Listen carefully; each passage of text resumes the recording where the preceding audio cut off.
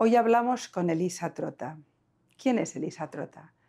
Hija de un exiliado argentino que tuvo que salir del país por la dictadura, nacida en Venezuela, del país que también ha tenido que exiliarse ella misma por el régimen de Maduro. Es fundamentalmente una luchadora por las libertades, por la democracia liberal en el continente y en el mundo. Fundó la formación Alianza por Venezuela, que trabaja estrechamente con la oposición, con María Corina Machado, con toda la gente que lucha por las libertades en Venezuela.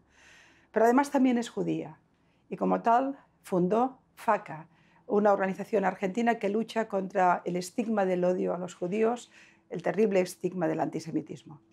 En esa doble condición de mujer que lucha por las libertades en Venezuela, como venezolana de un hijo, de un padre que tuvo que exiliarse de Argentina, es decir, un doble exilio, y como judía que tiene que luchar con ese estigma de odio que ha acompañado a su pueblo a lo largo de los siglos, hoy tendremos una voz poderosa en favor de las libertades y los derechos. Vale la pena escuchar. Se llama Elisa Trota.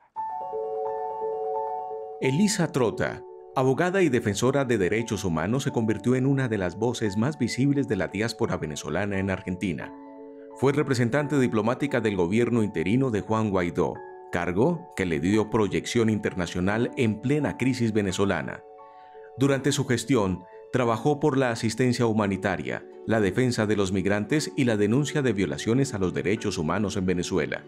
Hoy, Trota mantiene una presencia activa en el debate público latinoamericano, donde su voz aparece con fuerza en temas de democracia, libertad y derechos humanos.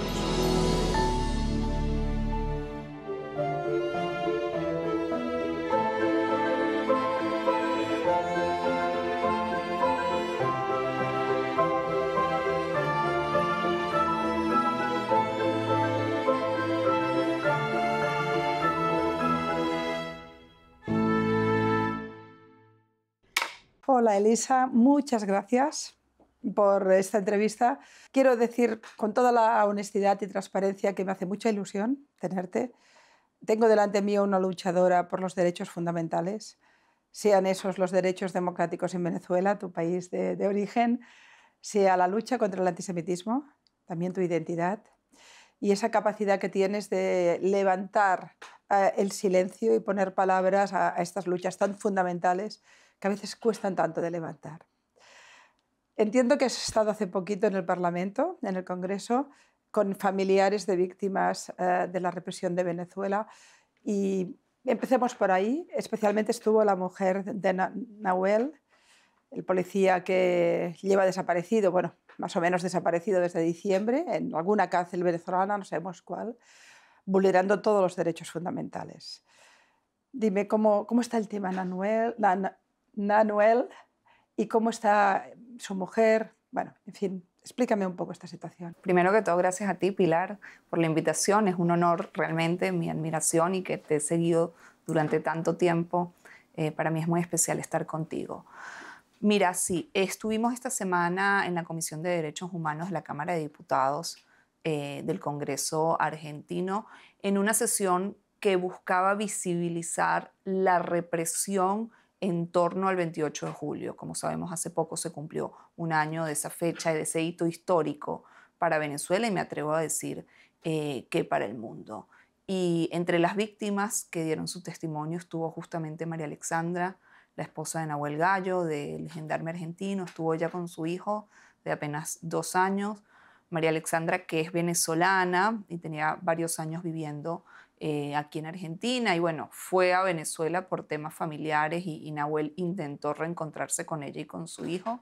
Bueno, ella hace poco logró regresar a Argentina gracias al apoyo de la ministra Bullrich, pero en una situación de igual desesperación. Digamos, Nahuel, como bien dijiste, está bajo desaparición forzada técnicamente, porque desde que él ingresó a Venezuela, nadie ha tenido contacto con él, no se sabe dónde está, y la única prueba que hay, que desde mi punto de vista no es válida, es esos videos que difundió el régimen en algún momento mostrándolo en alguna cárcel de Venezuela. Y digo que no es válida porque nosotros no sabemos cuándo se filmaron esos videos, cuánto tiempo antes de su difusión y si él sigue en el mismo estado. Es impresionante que un país que en principio está en el mundo del siglo XXI y que se intenta llamar democrático, haga esa encarcelamiento forzoso de personas o desaparición forzosa, tenga tantos presos políticos, tenga extranjeros detenidos con toda la vulneración de derechos. Esto es Venezuela. ¿Puedes hacerme un poco de rating? ¿De cuántos presos políticos hablamos? ¿De cuántos extranjeros y de cuántos argentinos hay bajo el régimen?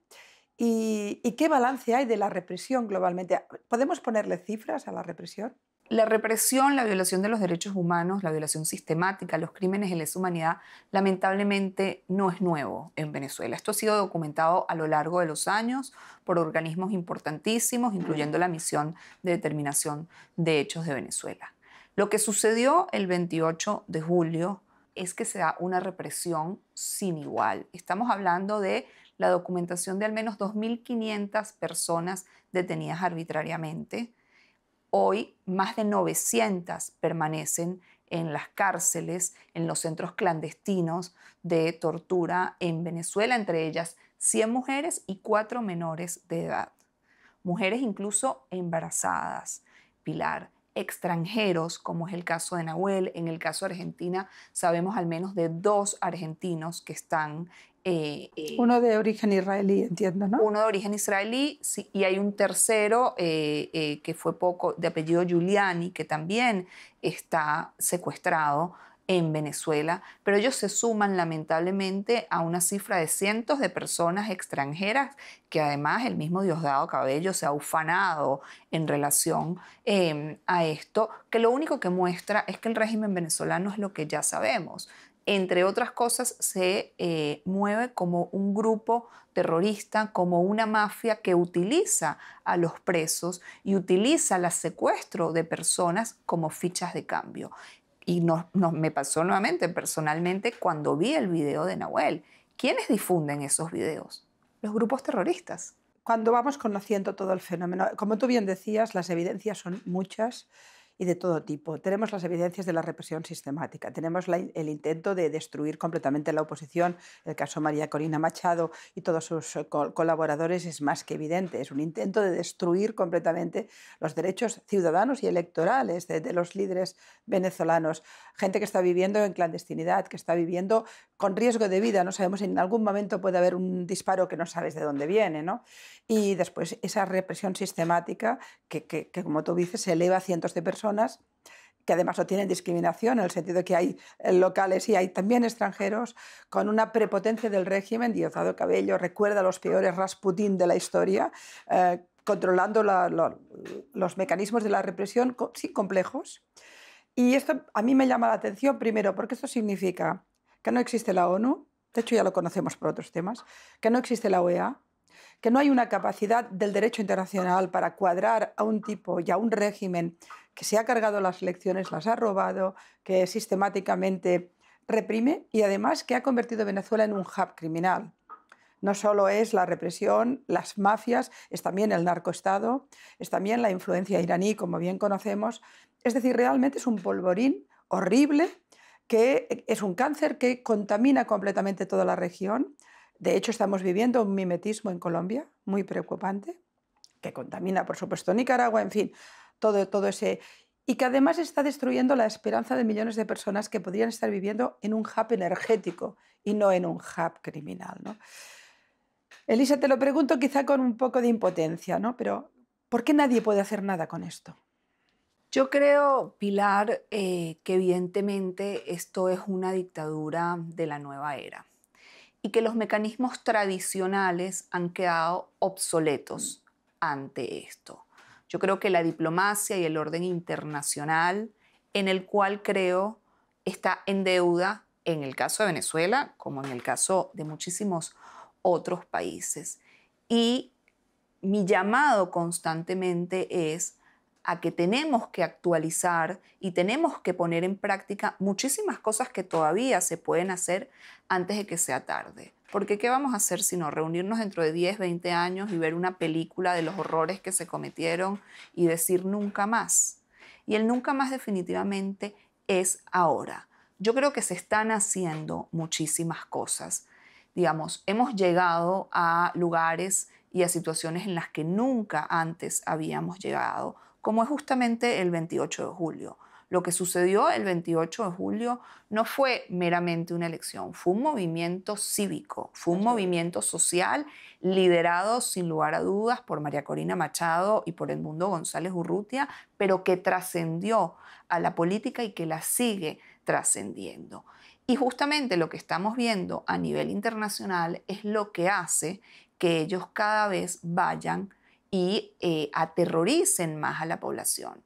Pilar, desde el punto de vista humano, yo siempre lo digo, yo, como la mayoría de los venezolanos y de los activistas de derechos humanos, estoy en grupos de WhatsApp en los que todas las semanas sacan a personas y que cuando sacan a esas personas nosotros sabemos que es porque se las llevaron.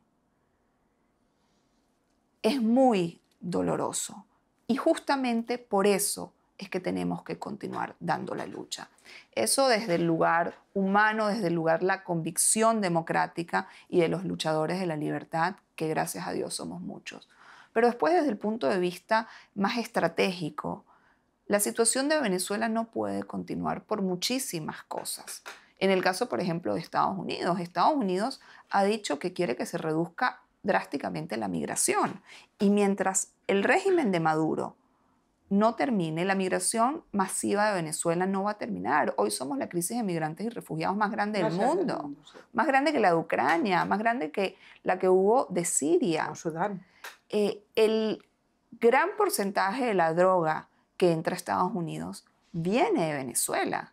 Inside Crime, que es una organización que hace estudios en relación a esto, dijo que el año pasado entraron 8.800 millones de dólares solo por concepto de droga a Venezuela. Pero por mucho que nos carguemos de razones, o por mucho que la gente que lucháis, como tú, como tu organización, como Corina y con toda la gente que está allí, por muchas razones, por muchos derechos vulnerados, por muchas evidencias, el régimen se mantiene. Entonces la pregunta que hago, que quizás es como una derrota de la democracia, pero la pregunta que hago es, un régimen criminal como este, asentado en el narcoestado, que además tiene como máximo aliado a Rusia, como aliado conocido a Irán, que por suerte ahora Irán está tocado y quizá no es la misma situación, pero ahí lo tenemos, y con un sostén chino también. Un régimen así, asentado en intereses criminales, no cae por la democracia. Se ha demostrado, las urnas fueron rotundas. El robo electoral no hay nadie en el mundo que tenga decencia que no sepa que ha habido un robo electoral en la cara misma de los venezolanos. Y sin embargo el tipo se mantiene con arrogancia, continúa deteniendo gente, continúa maltratando los derechos fundamentales. ¿Qué se hace con un régimen como este? ¿Una intervención militar? ¿Algún tipo de...? Porque de hecho ya está rozando cosas. Fíjate, hemos tenido refugiados en la Embajada de Argentina. Tuvo que haber una operación policial americana para sacarlos, maravillosa, de Hollywood, pero ahí está. Hemos tenido a la mujer de Nahuel y a su hijo que tenían que salir con ayuda de Patricia Bullrich y por tanto de la inteligencia argentina de de Venezuela vía Colombia para salvarle también o a garantizar la vida.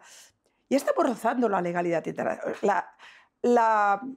La situación de una especie de violencia soft que está ahí, ¿no? Pero en algún momento esto va a disparar hacia un lado u otro. Aquí solo tenemos un régimen que se va a cronificar durante tiempo porque se sostiene sobre el terror y la violencia y los intereses, o la decisión de algún país de intervenir o de hacerlo caer de alguna manera o conseguir alianzas que lo hagan caer. El régimen no caerá por la democracia. Sí, yo coincido contigo y te podrás imaginar que, bueno, hemos todos tenido momentos muy duros, ¿no? Que nos ha costado decir, bueno, seguimos. Y la realidad es que seguimos porque no tenemos otra opción, porque la convicción es clara y la necesidad de reencontrarnos con nuestras familias es a lo que al menos a muchos de nosotros nos moviliza. Yo creo que evidentemente hay dos factores que necesitan a la par poder encontrarse y que es la movilización interna en la cual se sigue trabajando, y esto lo ha dicho María Corina Machado, para lo cual tal vez mucha gente, bueno, es escéptica porque no lo ve, pero cuando nosotros vimos, y vuelvo al 28 de julio, lo que sucedió el 28 de julio, la maquinaria y la estrategia que hubo detrás de ella, porque no fue solo la gente que salió a votar, sino todo lo que llevó a que pudiéramos contar con las boletas. Y estas últimas elecciones fake ya fueron un éxito absoluto de Corina. Han sido varias situaciones y esta movilización interna con la presión internacional. Y la presión internacional, si bien no ha sido hasta ahora suficiente, ha venido funcionando, Pilar, en muchos de los casos. El caso, por ejemplo, de nominar al Cartel de los Soles como un grupo terrorista es otro nivel, y esto lo dijo la propia María Corina. El mundo está diciendo, no solo nos estamos enfrentando a un tirano, nos estamos enfrentando a un terrorista. ¿Cuántos militares se quieren ver inmiscuidos en algo así? No sabemos, digamos. Evidentemente, todos tenemos esa necesidad de que suceda ya. Pero lo que se va dando, como tú bien lo dijiste, la operación en la Embajada Argentina no fue, ojalá algún día sepamos qué sucedió y se escriban libros y una película. Yo me la imagino como esta película de la Embajada de Estados Unidos en Teherán. Pero para que eso haya sucedido, tienen que haber pasado cosas internamente. Lo que está sucediendo con las sanciones internacionales, hay que darle a los operadores financieros, porque cuando nosotros analizamos por qué en Venezuela sigue sucediendo lo que sucede, en gran medida es también por la parte financiera. Entonces, en muchas de esas cosas seguramente se están trabajando, va a llegar un punto en que se va a lograr ese quiebre. Yo creo que esta movilización que está haciendo Estados Unidos en las costas del Caribe tienen que ver justamente con eso. En lo personal no creo que tenga que ver con una invasión. Hoy Estados Unidos cuenta con una persona como el Pollo Carvajal con ellos, que puede incluso señalar dónde están muchos de estos lugares, desde donde sale la droga, entra la droga. Entonces hay que seguir apostando. Y aprovecho esto para seguir haciendo un llamado a la comunidad internacional. Nosotros entendemos que lo que sucede en Venezuela es de una gravedad tal que pone en riesgo no solo al país, sino a toda la región, y me atrevo a decir que al mundo. Tú lo dijiste, el vínculo con el narcotráfico, el vínculo con la guerrilla. El mismo Petro ha marcado un alejamiento en los últimos días en relación Sí, pero en Colombia, yo estuve el otro día con Barbosa, el fiscal, que explicaba abiertamente que es posible candidato a la presidencia. Y él explicaba perfectamente cómo la frontera con Venezuela se ha vuelto absolutamente porosa, que hay un Estado narco que trasciende fronteras y que se ha consolidado con el régimen de Maduro. Es decir, no solo Venezuela realmente está siendo en estos momentos un Estado terrorista, un Estado narco, lo que significa que la criminalidad controla los mecanismos de las instituciones, sino que además ha mimetizado en una parte importante de Colombia, que es lo que tuve la oportunidad de estar con Ingrid Betancourt, con Marta Lucía Ramírez, con el propio Barbosa. Todos tienen la misma preocupación. Aún podemos salvar Colombia, pero empieza a peligrar el Estado democrático, porque entre el aumento de la criminalidad y la violencia y el mimetismo y la porosidad con Venezuela, y con un Petro cada vez vistiéndose más de rojo y diciendo vida o muerte y cosas de estas, claro, todo esto, el miedo a que en lugar de que Venezuela se democratice, contamine a Colombia, que es el otro gran país importante, realmente tiene que preocupar. Yo, que soy un poco escéptica en la política internacional, siempre pienso que no son los derechos los que van primero, sino los intereses. Y te voy a hacer la pregunta a ese nivel. ¿Podría ser que una de las claves para desactivar el régimen es conseguir algún tipo de alianza con Rusia, que es el principal aliado, aparte de Cuba? Es decir, ¿tú tendrías la sensación de que esas conversaciones en el coche sin traductor de Trump con Putin se ha hablado de Venezuela? Mira, yo espero que sí. Yo lo que sé es que en esa reunión, no sé si Putin y Trump, pero las delegaciones hablaron de Venezuela. Claro. Es un tema, se sabe. Si en el coche tú y yo no estábamos. Lo que sí sabemos es que Putin debe hablar inglés, porque si no... Exactamente. Y yo creo que eso es fundamental. El apoyo, digamos, Rusia no se ha expresado en los últimos días en relación. Y recién hoy salió China a decir algo, con un comunicado bastante suave desde mi punto de vista, luego de que, no sé si Maduro o Diosdado fueran a ver al embajador chino ayer a Caracas para pedirle que se expresara. Entonces, bueno, son cosas que hay que ir leyendo, pero en relación a este movimiento militar en las costas caribeñas, Rusia no ha hecho ningún tipo de comentario. Rusia está comportándose con Venezuela como lo hizo con Siria, cuando la caída de Assad, que todos temíamos qué pasaría con Rusia, y Rusia hizo un paso hacia atrás. Yo creo que tiene que ver con los pactos sobre Ucrania y tiene que ver con que el potencial de Venezuela, cuando se saca de encima el régimen, es un potencial energético y económico de tal importancia que también puede haber intereses de otros países que tienen relación con Venezuela, pero con otro tipo de régimen. Es decir, la posibilidad de que caiga el régimen, no desde luego por una intervención armada, pero sí por la intervención geopolítica que acabe desactivando algunas alianzas, yo creo que es la gran esperanza, porque es que si no, ¿cómo estamos, no? Y luego Marco Rubio en este sentido también ha sido muy claro que Venezuela ya es un territorio, pero en el continente te he oído decir a ti que, por ejemplo, que el gobierno argentino, el gobierno de Milei, es el principal aliado, pero estáis demasiado solos los venezolanos, excepto Argentina. Chile no está, estuvo un poquito el día de las elecciones, pero en fin, Brasil se está madurizando. Colombia tenéis los líos que tiene, quizá Bolivia ha cambiado, pero Bolivia es aún muy frágil, ¿no? ¿Solo queda Argentina en el continente? Mira, yo creo que en la parte del sur queda Argentina. Yo con Chile reconozco que no tenía grandes expectativas con Boric y me sorprendió. Al menos lo que ha marcado en relación a las violaciones de los derechos humanos y a las mismas elecciones. Bueno, porque él ha tenido también su lío con el avión. Exactamente, y a las mismas violaciones de los derechos humanos. Uruguay, bueno, lamentablemente sabemos qué es lo que pasó. Y bueno, hay muchos otros países, Perú siempre amigo, pero bueno, con sus internas complejas, lo mismo que Ecuador. Panamá es un aliado sin lugar a dudas, República Dominicana ha tomado un rol muy importante, Costa Rica siempre ha acompañado. ¿Con Lula no habláis? Yo creo que para Lula realmente Venezuela es una piedra en el zapato.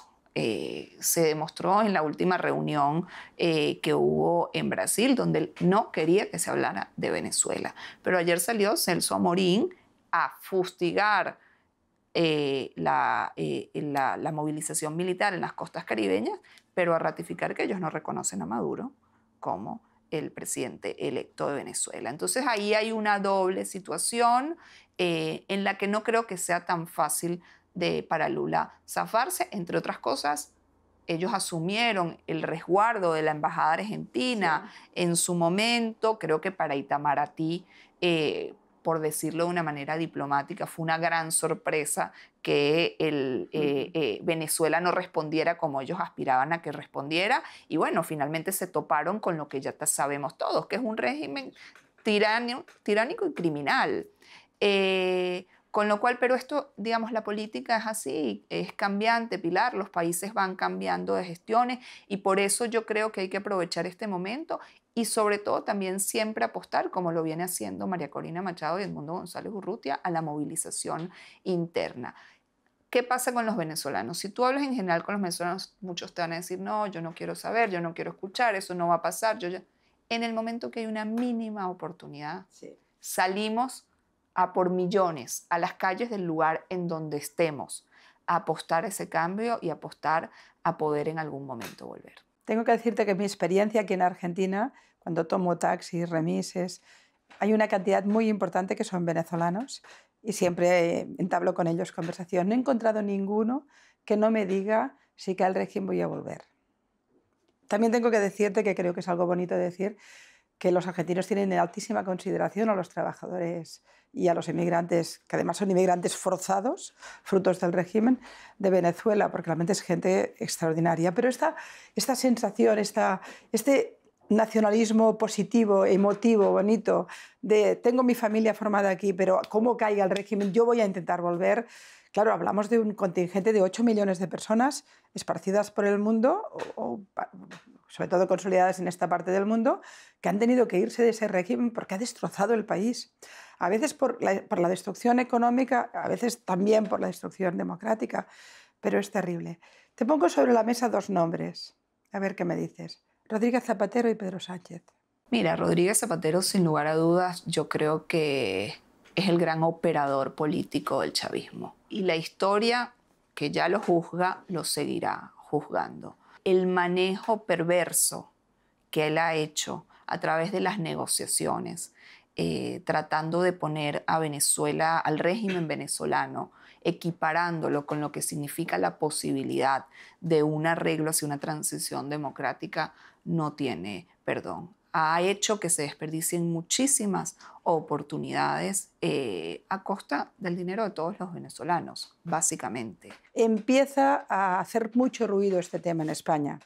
Es decir, los que leemos bastante entre líneas qué puede pasar, por ejemplo, a partir del el inicio político que empezará en septiembre, por dónde van las cosas, hay quien pone sobre la mesa que el gran escándalo por estallar es el de Rodríguez Zapatero con Venezuela.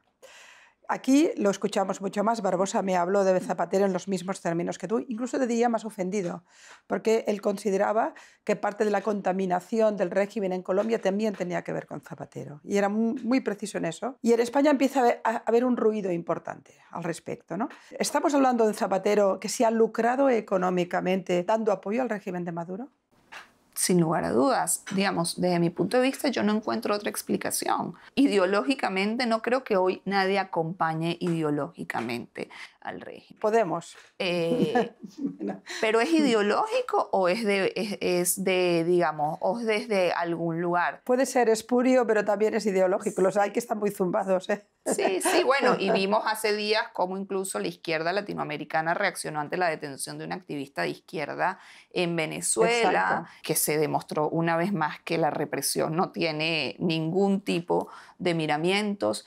Pero en el caso de Zapatero, para mí no tiene duda, y pasando a Pedro Sánchez, tiendo lamentablemente a pensar lo mismo, porque un partido, uno de los partidos más importantes, históricos de España, es que uno lo piensa y no puede entender lo que significó Venezuela para la recuperación de la democracia en España, lo que es Felipe González, un líder, un estadista que basta escucharlo para uno emocionarse, y que estas personas estén a cargo de este partido tan importante y de un país tan importante. En el caso de Pedro Sánchez, yo también creo que de alguna manera u otra esto lo va a salpicar. Ya el escándalo del gobierno español fue suficientemente grave, no entiendo todavía cómo él se mantiene, y en gran medida yo creo que esto va a salpicarlo. Y tendrá que ver, el presidente González Urrutia está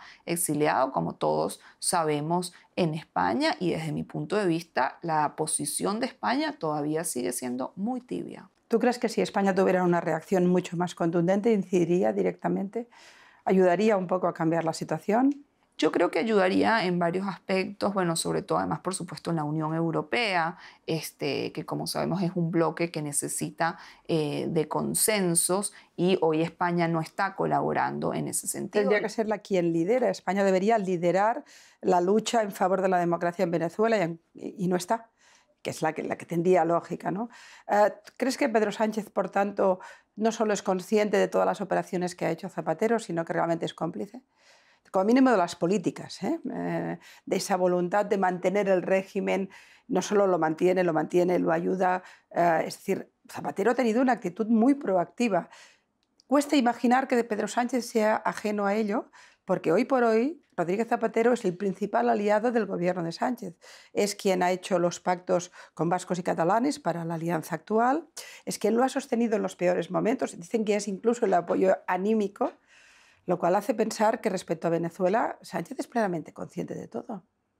Es muy probable, lamentablemente. No estoy segura que Zapatero necesite de la anuencia de Pedro Sánchez, pero del conocimiento, digamos, es muy obvio, lo sabemos todos. ¿Por qué no lo sabría uno de sus principales aliados políticos? Elisa, háblame un poquito de ti. porque tú estás luchando en una lucha ingente. A mí me gusta decir que las personas, por cierto, muchas mujeres, impresionante el poderío en la lucha de las mujeres en estos momentos en Latinoamérica. Algunas de vosotros, Corina Machado, Patricia Bullrich en su dimensión, tú misma, pero también Ingrid Betancourt, también Diana Salazar, imagínate en Ecuador. Mujeres que de golpe han alzado la voz y que están haciendo la revolución del siglo XXI, que es la defensa de la democracia liberal.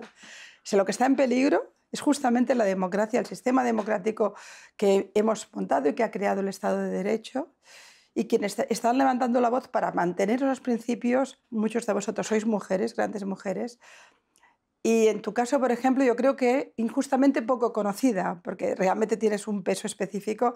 Sé que Guaidó te nombró embajadora de Venezuela. Yo te voy a considerar embajadora hasta que cambie el régimen.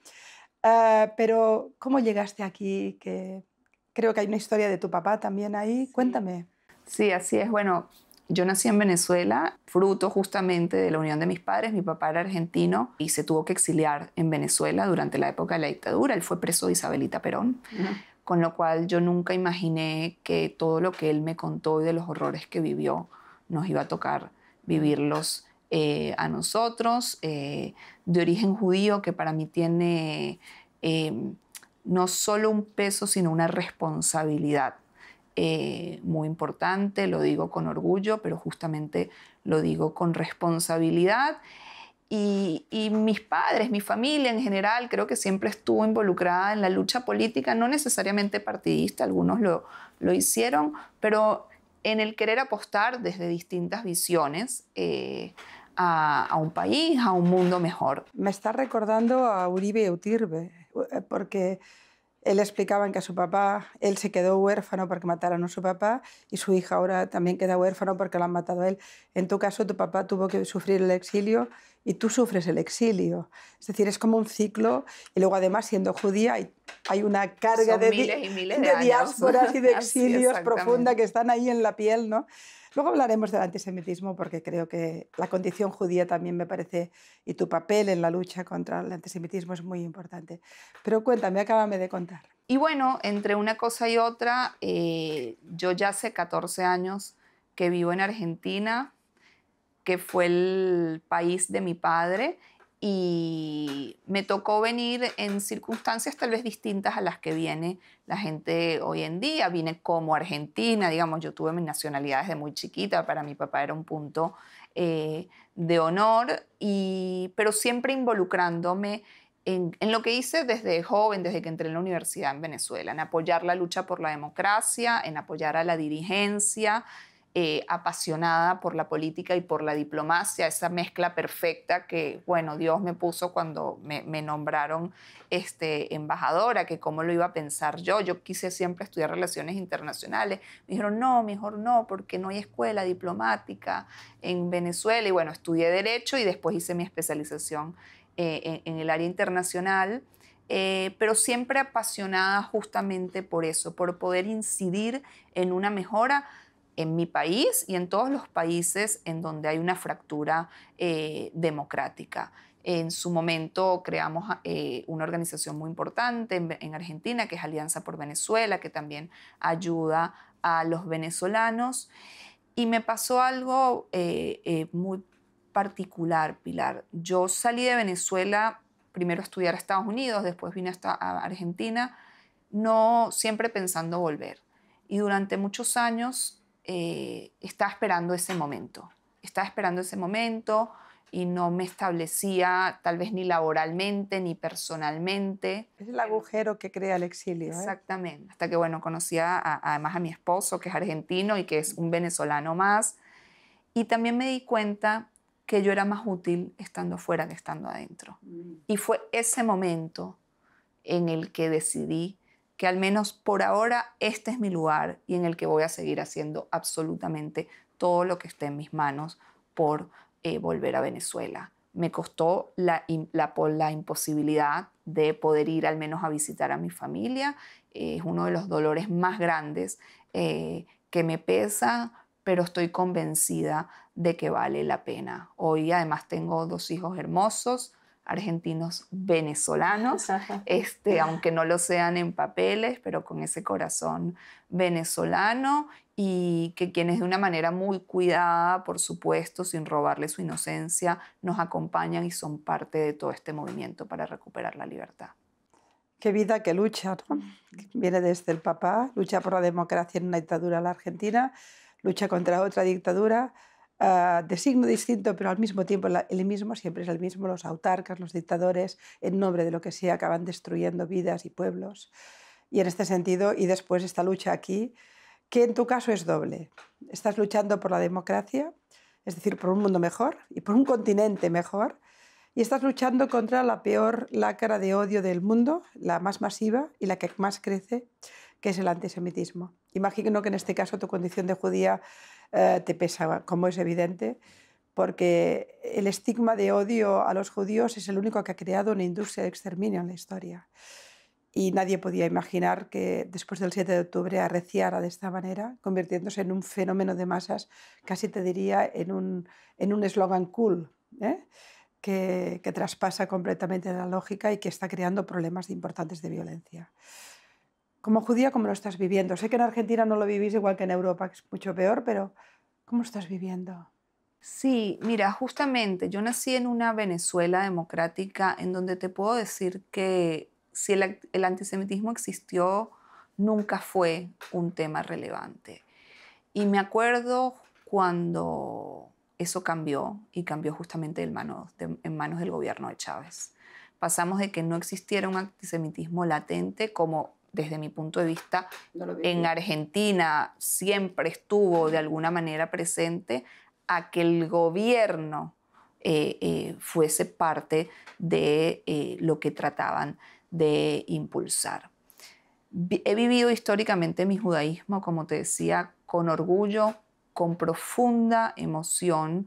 Ese judaísmo que no se termina de explicar, porque ¿qué significa ser judío? No es una religión, es un origen, es una cultura, es una forma de comer. Es un estado del alma casi. Es un estado del alma, y en mi caso es esto, es una responsabilidad, tal vez basado en el concepto del Tikkun Olam, ¿no? De curar el mundo. Y el 7 de octubre, como creo que la mayoría de los judíos y a las personas que creemos en la libertad, marca un antes y un después en mi vida. El entender que eso que nos contaron que pasó pueda volver a pasar, el entender que tenemos que cortar lazos de amistad con personas que no supieron entender y no pudieron acompañarnos. ¿Has perdido amigos? He perdido conocidos, he tenido la dicha de muchísimos amigos que nos han acompañado de una manera especial. He perdido lazos importantes. No me pesa para nada. Creo que las cosas se dan como se tienen que dar. Pero creo que el antisemitismo, la lucha contra el antisemitismo y la lucha por la libertad en Venezuela y en cualquier rincón del mundo es la misma. No la puedo separar, con lo cual lo que estamos viendo hoy, especialmente en Europa, especialmente en las universidades en Estados Unidos, es la pérdida de los valores occidentales, de los valores liberales, y la preocupación extrema de que, como tú dices, justamente la gente, los jóvenes lo vean como algo cool, no puedan identificarlo y sea demasiado tarde cuando llegue ese momento.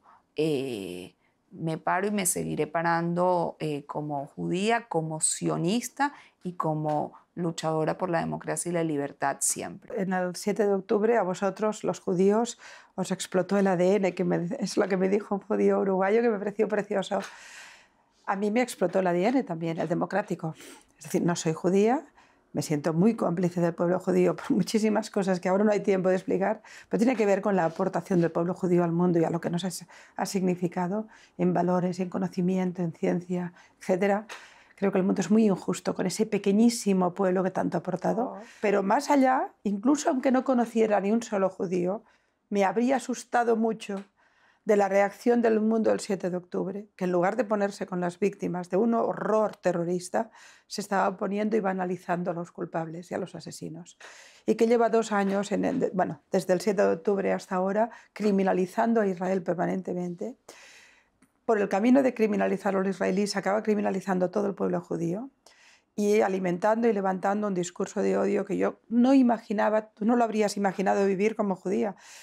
Yo como estudiosa y seguidora del tema no habría imaginado vivir nunca. Yo creo recordar que a principios de octubre del 23 escribí no reconozco mi ciudad y no reconozco a mi gente. Yo he perdido amigos y no soy judía, pero solo por tener esa mirada de complicidad evidente con las víctimas del 7 de octubre y todo lo que ha llegado después, y con la necesidad de que jamás desaparezca del mapa como Hezbollah, porque para el mundo global, porque los que han matado el 7 de octubre han matado también en mi ciudad, quizá no era Hamás, era Estado Islámico, es igual, es la misma ideología de muerte. Y evidentemente, como decías, eso es una destrucción absoluta de los valores occidentales. Y sin embargo, en mi ciudad, Barcelona, en mi pueblo, en mi gente, en mis conocidos, se ponían al lado de la locura y no al lado de la lucha por... Y me cuesta entender este mundo en el que estoy viviendo, ¿sabes?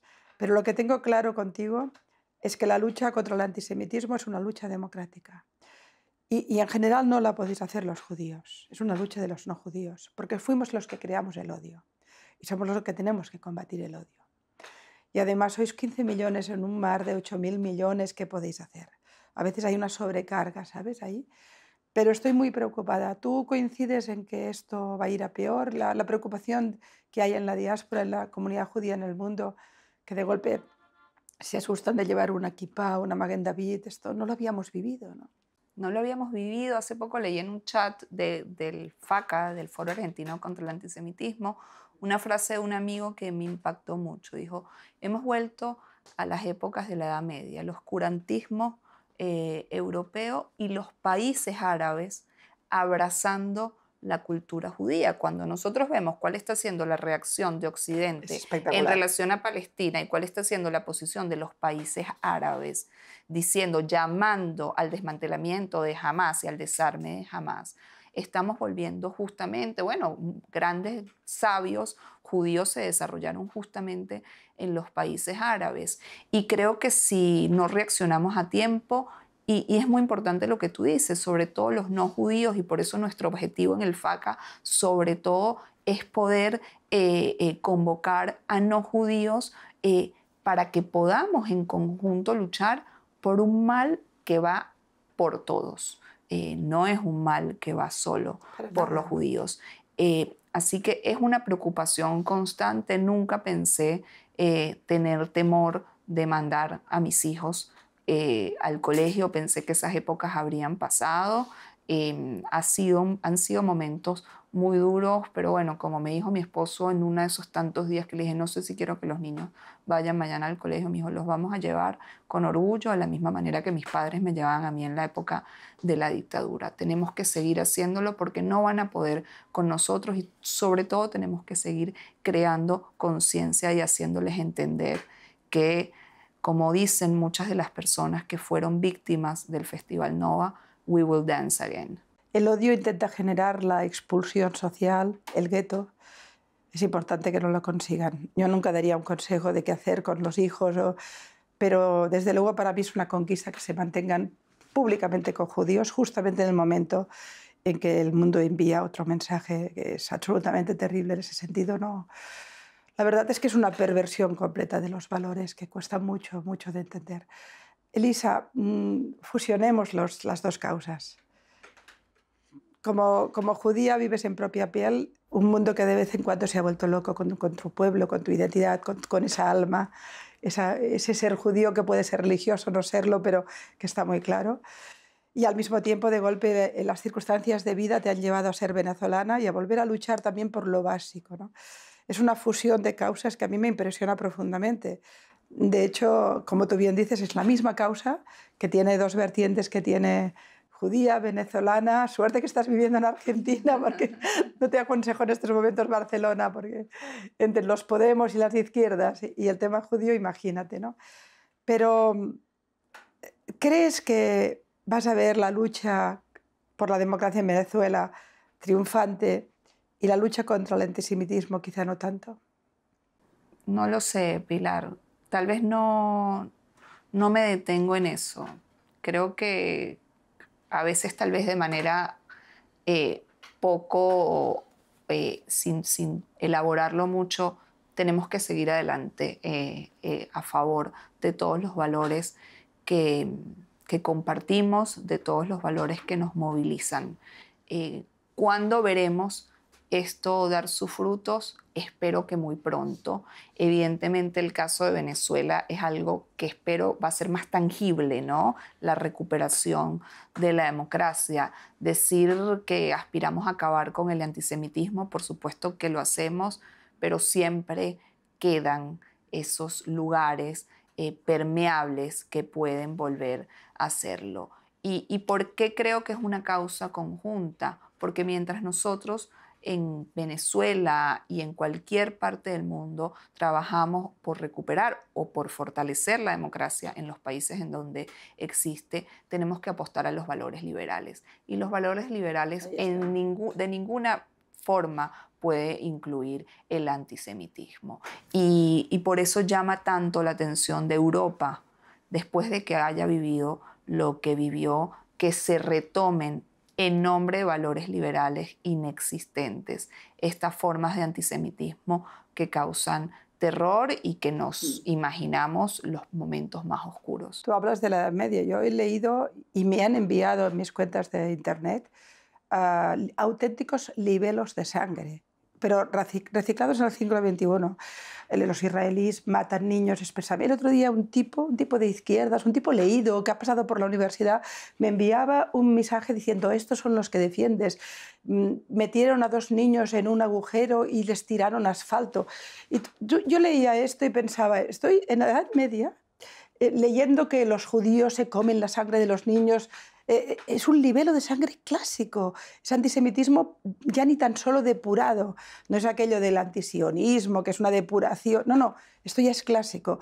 Y se lo verbaliza gente progresista, entre comillas, educada en la democracia, con lo cual realmente ahí tenemos, y ahí te doy la razón, el mundo árabe, que ya está caminando hacia los acuerdos de Abraham, le ha dado el vuelco. Yo en algunos debates he usado eso. Os manifestáis en Barcelona, pero no se manifiestan en el Cairo, no se manifiestan en Riad. En el Líbano están encantados con la caída de Hezbollah, no se están enterando del cambio de paradigma.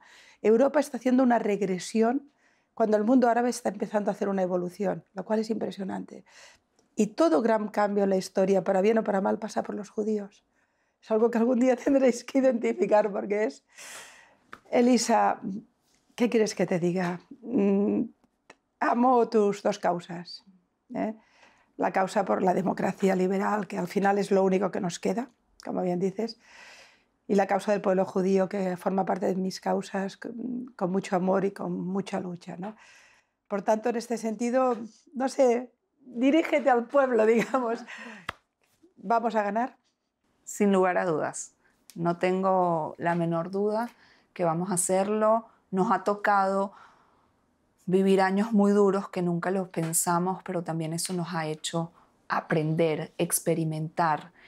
Y siempre pienso en que todas esas personas, esos millones de venezolanos que vamos a querer volver, vamos a volver con nuevas experiencias, con nuevos aprendizajes, para crear justamente y reconstruir un país en donde entendamos la importancia de las instituciones democráticas y no permitir que suceda lo que sucedió en el pasado. Y con el antisemitismo no tenemos otra opción, Pilar, nuevamente, que luchar contra ello, aunque hoy vivamos en esta época de posverdad repotenciada por las redes sociales. La lucha hay que darla. Por momentos nos sentiremos que la estamos perdiendo, pero eso es lo único que nos da más fuerza para seguir adelante y con más, cada vez más compromiso y más convicción, sobre todo de incorporar a las personas que aún no lo han hecho. Acá había una entrevista con María Corina Machado hace unos meses, conjurándonos a abrazarnos en Caracas. Si me permites y con mucha humildad, quisiera hacer lo mismo contigo. Quiero verte en Caracas, quiero abrazarte. Ay, gracias, ¿Vale? qué bella, gracias. Chao.